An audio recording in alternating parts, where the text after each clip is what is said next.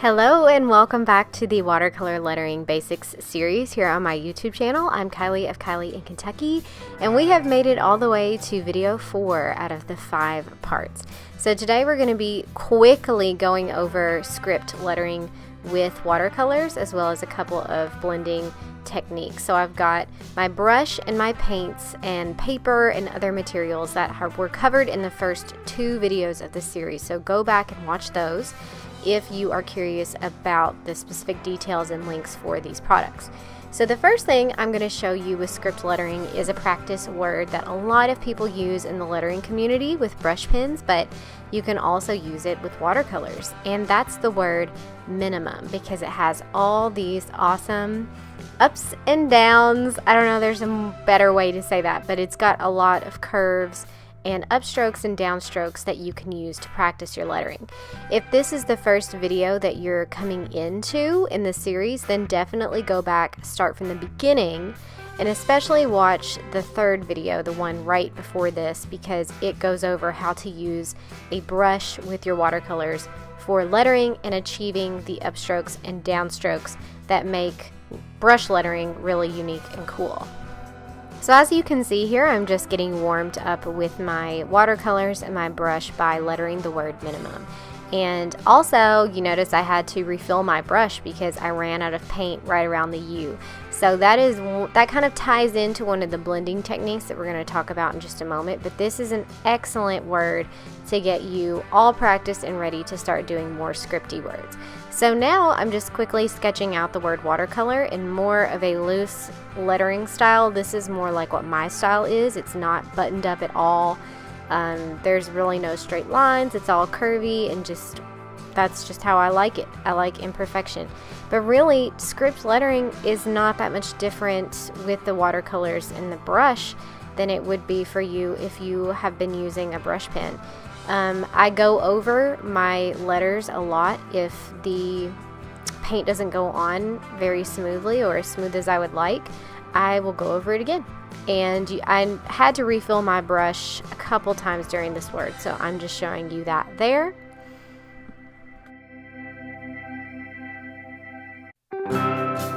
Really, my biggest tip for script lettering with watercolors and a brush is to take your time and to go slow and just to practice, because this is a tricky medium, man. Like, if you thought that learning to brush letter with a brush pen was hard, watercolor could very well be twice as difficult. So take your time. Go over the practices that I talked about in the 3rd video in this series and just practice every day. Try to letter with watercolor every day, and I guarantee you will see improvement and get more comfortable with it as time goes on.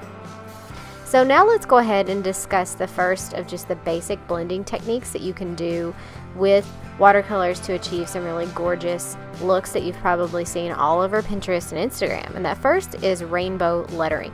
This is actually so simple, I think you're going to be shocked. So I just went ahead and wrote out the word rainbow. Since this is rainbow lettering, I'm going to start with red. I'm doing Roy G. Biv, just like you learned in kindergarten. So I loaded my wet brush up with the red pigment. I'm going to go ahead and letter the R as normal, except I'm going to stop halfway between that little connecting line between the R and the A, because now I want to grab some orange on my brush, and I'm going to start where the stem stopped there on that R.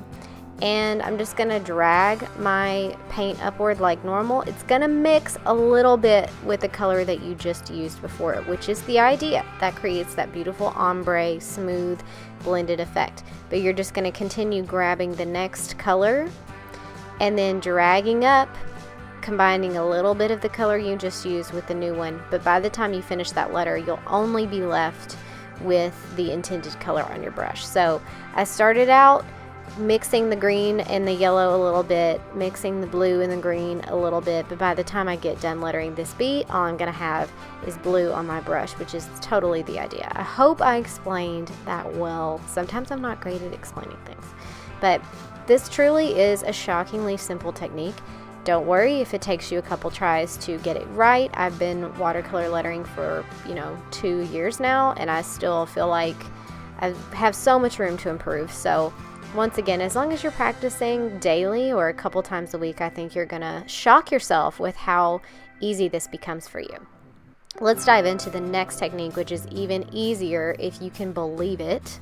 And this is simply lettering a word with some watercolor and grabbing another color, a complementary color, and dotting it into that wet pigment. So I lettered with a blue color, and now I grabbed an aquamarine and I just dotted it in and blended it out a little bit with my brush. Now with this sort of ochre yellow, I'm going to grab some red, some beautiful pigmented red, and I'm just going to dot that into the wet pigment. And it flows, it's beautiful, it's a really organic looking way to achieve a blended lettering. And I even dotted in a little bit of black on this purple just to show you that you can truly do that with anything, and that's great for galaxy lettering as well, which I will link another video to some galaxy lettering I did below. Okay guys, that's all I have for today. I'm a little bit under the weather if you couldn't tell by the sound of my voice, but I'll be back super soon with the final video since there was a super long break between the 3rd and the 4th. So can't wait to see you then. Check the description box below for any questions, details that you might have or need to get, and I'll see you next time. Bye!